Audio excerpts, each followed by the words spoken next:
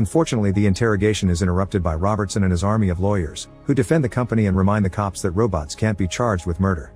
They'll take Sonny for decommissioning and leave the case classified as an industrial accident.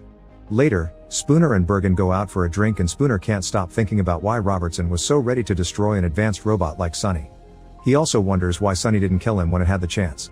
Bergen points out that Spooner had been the perfect guy for the job because only he would have gone after a robot as a possible suspect, and Spooner realizes that's why Lanning asked for him specifically, which means he's on the right track. Wanting to know why Lanning had been scared, Spooner visits the doctor's abandoned estate.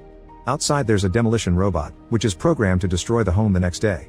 Inside the mansion, Spooner finds the USR's surveillance strips, a picture of Lanning with Susan, and the doctor's poor cat.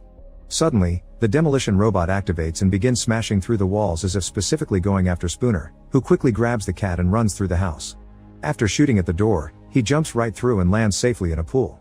Moments later, Spooner shows up at Susan's and explains Lanning's house looked as if nobody had been there in weeks, which indicates someone may have been watching the doctor and maybe even kept him prisoner in his lab.